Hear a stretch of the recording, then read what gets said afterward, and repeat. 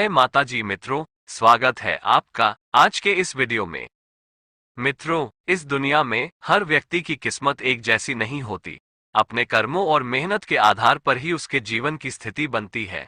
कुछ लोगों का भाग्य इतना तेज होता है कि बिना ज्यादा प्रयास किए ही उन्हें सफलता मिल जाती है, तो वहीं दूसरी तरफ कुछ लोगों को पूरी मेहनत के बाद भी उसका आधा ही फल मिलता है और फिर वो व्यक्ति अपने भाग्य को कोसने लगता है।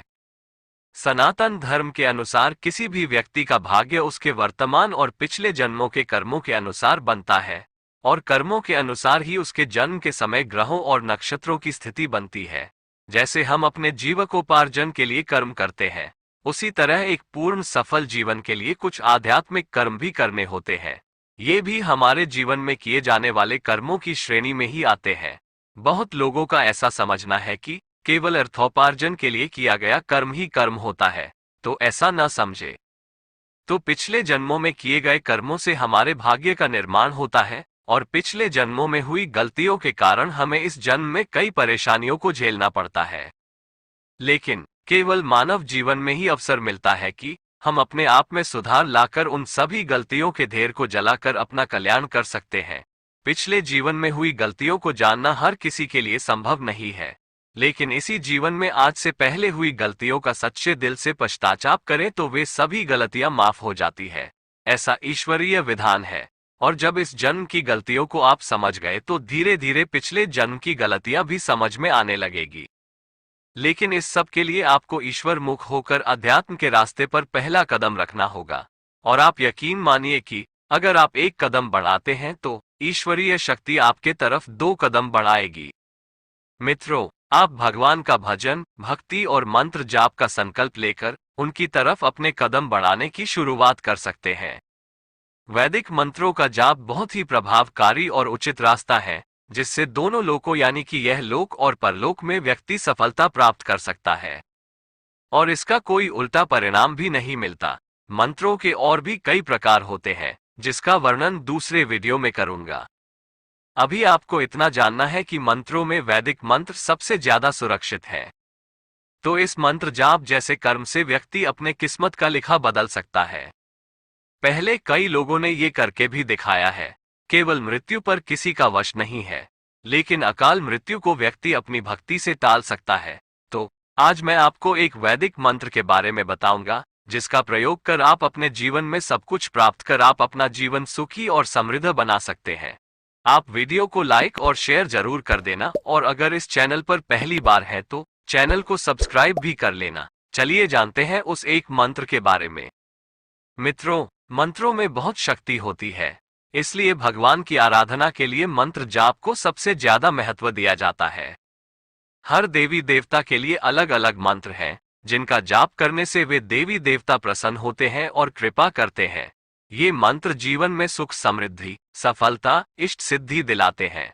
हर तरह की दुख परेशानियों को दूर करके दोनों लोकों को सुधार कर हमें समर्थवान बनाते हैं।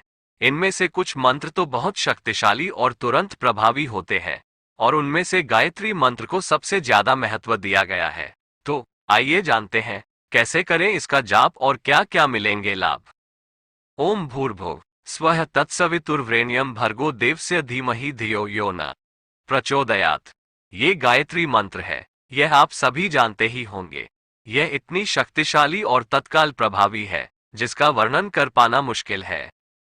वेद माता गायत्री मंत्र के जाप से मनुष्य की समस्त मनोकामनाएं पूर्ण होती हैं, बुद्धि प्रखर और ज्ञान में वृद्धि होती है। गायत्री मंत्र को धरती का कामधेनु कहा गया है। कामधेनु तो आप जानते ही होंगे। सनातन धर्म में कामधेनु वह गाय है जो सभी मनोवांछित कामनाओं की पूर्ति तत्काल ही कर देती है। माता गायत्री के शरण गए हुए को कभी किसी तरह का दुख शोक नहीं होता और वो सर्व समर्थवान बन जाता है। भगवान श्री कृष्ण ने भी श्रीमद् गीता में कहा है कि छंदों में गायत्री मैं ही हूं। शास्त्रों में गायत्री मंत्र को बेहद शक्तिशाली बताया गया है। आप स्वयं अनुभव करके देख लीजिए। इसके उच्चारण से आपके शरीर के सभी नसों में एक अद्भुत वाइब्रेशन होगा। यही नहीं, इसे महामंत्र कहा गया है। गायत्री मंत्र 24 अक्षरों से बना है। यदि इस मंत्र के अर्थ को समझकर इसका एकाग्रता के साथ जाप किया जाए तो व्यक्ति का शरीर सकारात्मक ऊर्जा से भर जाता है। ये 24 अक्षर 24 अवतार, 24 ऋषियों, 24 शक्तियां, 24 सिद्धियों का प्रतीक है और कहीं भी कोई भी मंत्र जप करने की कोई जरूरत ही नहीं होगी।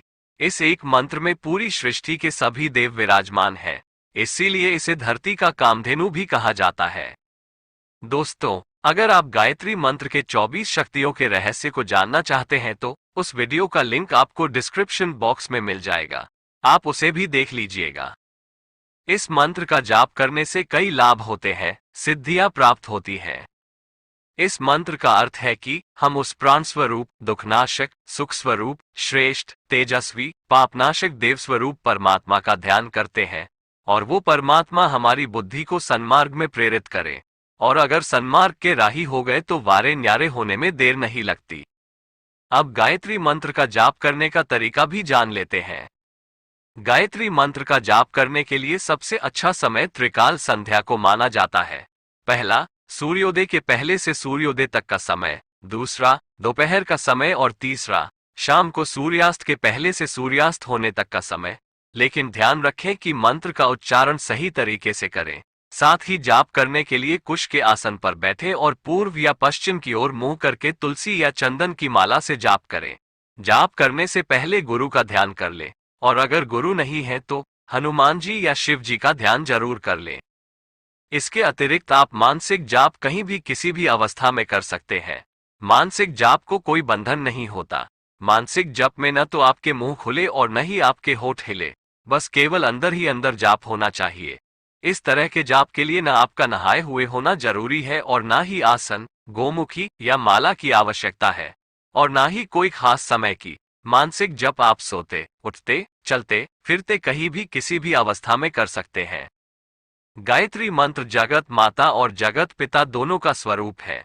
यही शिव शक्ति, लक्ष्मी नारायण, ब्रह्मा सरस्वती के प्रत्यक्ष स्वरूप है। आप ध्यान दीजिए कि बच्चा जब भी माता पिता को कातर भाव से पुकारता है तो माता पिता यह नहीं देखते हैं कि बच्चा कितना गंदगी में लिपटा है, वे तुरंत उसे गोद में लेकर सीने से लगा लेते हैं। तो आप जहां भी जिस हाल में हो गायत्री मंत्र का जाप शुरू कर सकते हैं। आगे का रास्ता आपको स्वयं मिलते जाएगा। धन्यवाद। शुभमस्तु।